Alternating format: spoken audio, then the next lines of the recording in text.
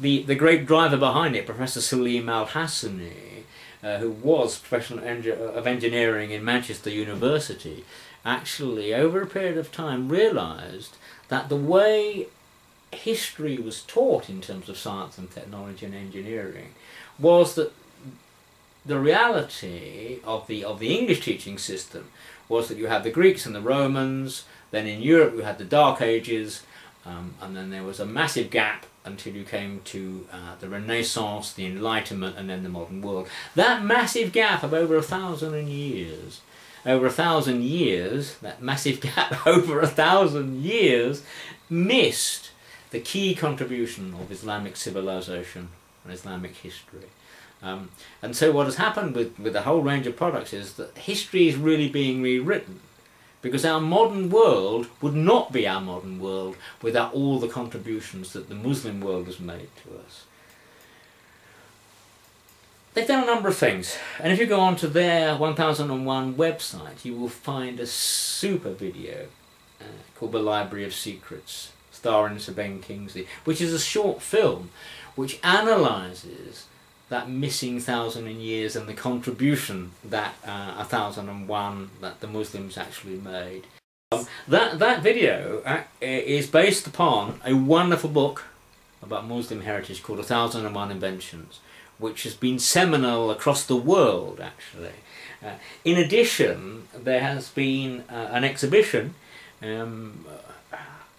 which is a world-class exhibition, which so far has been in London Science Museum, it's been to Istanbul, it's now in America, and it will go round the world, at least 15 particular countries. And that's one of the most dynamic and interesting things that so many people have seen. In addition, what we've done within CE4CE over time is a series of lessons based upon City 1250, all of which you can download from our website for free. And there are also a series of posters which schools love, which take the 7 areas from the exhibition and demonstrate the Islamic contribution. The most recent thing that we've done, which is our flagship, is a major project called How Do Ideas Travel? And we've done this, as we do most things, in collaboration with other organisations. So we've collaborated with the Association of Science Education and the Historical Association to produce a one-day-off timetable piece of work for Key Stage 3, which in English terms is, you can go year 8 or 9, that's 13 or 14-year-olds, who come off timetable and work with their science and their history teachers to look at Baghdad today, Baghdad in 1250 when there was the famous House of Wisdom with 400,000 books, and then to see how the ideas actually travelled all over the world, and then what happened sadly in terms of that civilization. Yeah. What we've done in the English context is to take our own national curriculum, in particular at science and history so far, and then to provide materials which teachers can download for free, which expand upon some of these concepts. All our work is available. So what does the company do therefore? Well, Curriculum Enrichment Limited exists to take 1001 inventions and to maximise its impact across all subject areas. So not just science, but technology, engineering, design, and so on and so forth. What it does is to act as a counter to the many negative stereotypes that exist in relation initially to Islam, but also to other world civilizations and world faiths. We wish to highlight the contribution that all world civilizations have made to the modern and contemporary age.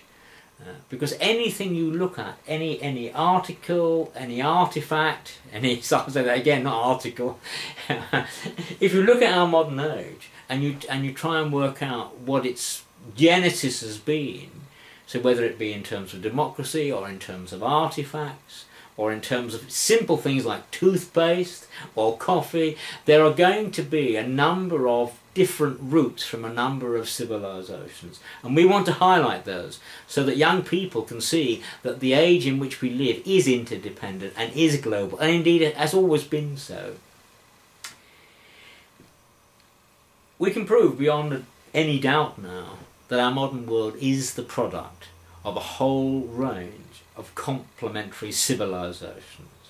And so what we want to do is develop materials based upon those premises.